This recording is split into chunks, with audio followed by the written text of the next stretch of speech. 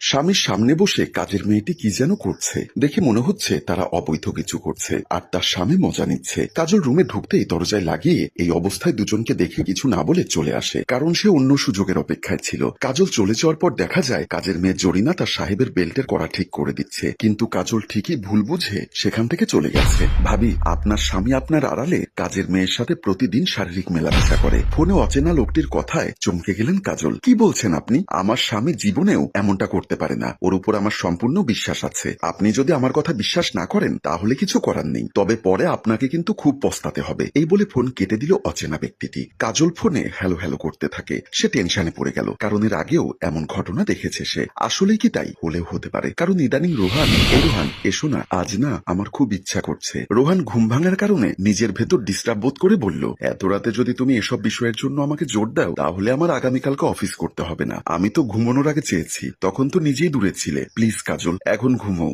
আমাকেও ঘুমোতে দাও। বলে রোহান অন্য পাশ হয়ে ঘুমিয়ে যায়। কাজল মন খারাপ করে বাধ্য হয়ে শুয়ে পড়েছে আর ভাবছে, তোমার কি এমন হলো রোহান? তুমি কেন আমার সাথে এমন করছো? সে এসব ভাবনা বাদ দিয়ে মনে সন্দেহ পোষণ করে তার শাশুড়ির কাছে চলে যায়। কাজলের শাশুড়ি সোফায় বসে আছে। এমন সময় কাজল শাশুড়ি মায়ের কাছে এসে পাশে বসে বলল, মা, আমার আপনাকে কিছু বলার আছে। হ্যাঁ বৌমা, বলো। মা, রোহানকে মনে হয় জিনে পেয়েছে, ওকে ডাক্তার কিংবা কবিরাজ দেখানো দরকার। শাশুড়ি মা রাগী চোখে আমার দিকে তাকিয়ে বলল, কি বলছো বৌমা তুমি? তোমার মাথা ঠিক আছে? রোহান ঠিক সময়ে সব করছে, খাচ্ছে, আমার ঔষধও নিয়মিত দিচ্ছে দেখছি। তুমি কি সব আবল তাবল বলছো আমার রোহানের নামে? না মা, সত্যি বলছি, রোহানের স্বভাব কেমন যেন হয়ে গেছে। সে আমাকে আগের মতো সময় দেয় না। সবচেয়ে বড় কথা হচ্ছে ইদানিং জরিনার সাথেও দেখা যায়। জরিনা যখন তখন আমাদের রুমে এসে যায়। জরিনা মানে আমাদের কাজের মেয়ে জরিনার কথা বলছো তুমি? হ্যাঁ মা। কি আজব কথা। দেখি তোমার শরীর ঠিক আছে কিনা। বলেই কাজলের কপালে গলায় হাত দিয়ে দেখলো শাশুড়ি। দেখে বলল, শরীরে তো জ্বর নেই, তাহলে উল্টাপাল্টা বকছো কেন? মনে হচ্ছে তোমাকেই জিনে পেয়েছে, কালকে ডাক্তারের কাছে নিয়ে যেতে হবে।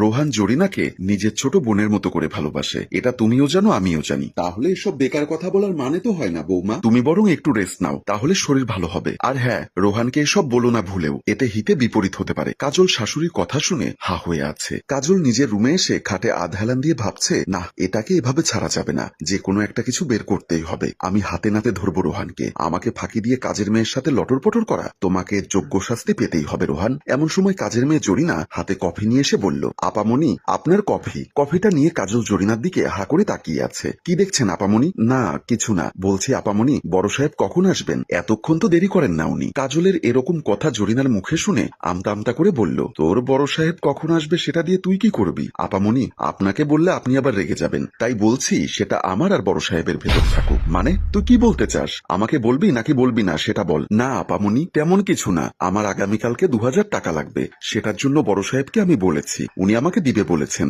আচ্ছা ঠিক আছে, তুই যা। জরিনা রুম থেকে বের হয়ে যায়। কাজল আবার টেনশনে পড়ে গেছে। এটা কি শুধু টাকার ব্যাপার নাকি অন্য কিছু? জরিনার কথা কেমন জানি উল্টাপাল্টা মনে হচ্ছে। পরদিন কাজল কাজের মেয়ে জরিনাকে দরজার সামনে এনে বলল, তুই তাহলে যা, 2 দিন থেকে আসিস, কতদিন ধরে তোদের বাড়িতে যাস না। জরিনা বেশ খুশি হয়ে বলল, আপামনি, আপনি এতটা ভালো হয়ে যাবেন আমি ভাবিনি। আমাকে কত দেখতে পারেন, অথচ আমি সবসময় আপনাকে খারাপ মনে করতাম। আমাকে ক্ষমা করবেন আপামনি। তার মানে তুই বলতে চাচ্ছিস আমি এতদিন খারাপ ছিলাম? না আপামনি, সেটা বলিনি। বলছি আগে তো ছুটি চাইলে দিতেন না, আপনার সময় কাটবে না বলে আমাকে কোথাও যেতে দেন না, আপনার পাশেই রেখে দিতেন। তা ঠিক আছে, কিন্তু আমি এখন ভাবছি তুইও তো মানুষ, তোরও তো সাদার লাদ আছে। আপামনি, বড় সাহেব কিছু মনে করবেন না তো আবার? না হয় উনি আসলে উনার সাথে কথা বলে যাই, যদি জিজ্ঞাসা করে কি বলবেন তাই আর কি। কাজল ধমক দিয়ে বলল, তোর বড় সাহেবকে নিয়ে এত চিন্তা কেন তোর? যা বলার আমি তোর বড় সাহেবকে বলে দিব। ঠিক আছে আপামনি, আসি তাহলে। যা, দেখে শুনে যাস, গিয়ে কল দিস, আপাতত কাউকে কিচ্ছু বলিস না। ঠিক আছে বলে সালাম দিয়ে জরিনা বের হয়ে গেল। কাজল মনে মনে ভাবছে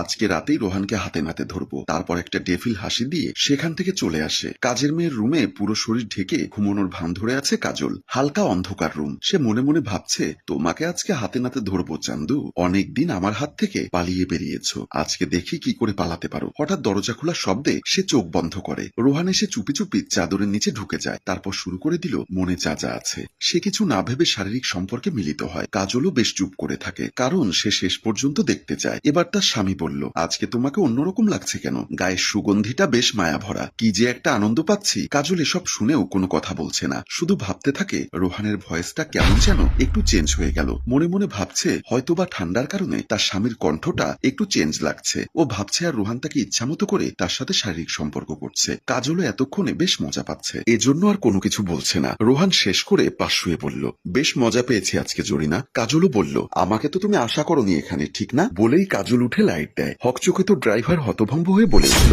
না ম্যাডাম, সত্যি আশা করিনি। আপনি আপনি জরিনার রুমে কেন? কাজল যেন বেশ হতবাক হয়ে যায় রোহানের জায়গায় তাদের বাড়ির ড্রাইভারকে দেখে। সে তাড়াতাড়ি কাপড় ঠিক করে উঠে রুম থেকে বের হয়ে যায়। কাজল তড়িঘড়ি করে রুমে গিয়ে দেখে রোহান অনায়াসে চোখ বন্ধ করে ঘুমিয়ে আছে। কাজল রোহানকে দেখে পাশে বসে ভাবছে, এত ভালো একটা মানুষকে আমি সন্দেহ করেছি। ছি, আমি এত নিচু মনের। আমি এই মুখ ড্রাইভারকে দেখাবো কিভাবে? আমি মালকিন হয়ে ড্রাইভারের সাথে এসব ভাবতে আমার ঘেন্না হচ্ছে। আর এখানেই একটি বইয়ের সন্দেহের পরিণাম দেখিয়ে আমাদের গল্প শেষ হয়। সম্মানিত ভিউয়ার্স, পরিশেষে একটা কথাই বলবো, জামাইকে বেশি সন্দেহ করবেন না। অতি লোভে তাঁতি নষ্ট। বেশি চালাকি করতে যাবেন না, তাহলে নিশ্চিত ধরা খাবেন। তাই সাবধান। গল্পটির ভাবনা ও পরিচালনায় হাশেম রাজু, চিত্রগ্রহণ শিহাব ও প্রযোজনায় মঞ্জুর মোর্শেদ মিউজিক প্লাস। গল্পটি ভালো লাগলে লাইক, কমেন্ট ও শেয়ার করে অন্যকে দেখার সুযোগ করে দিন। ধন্যবাদ।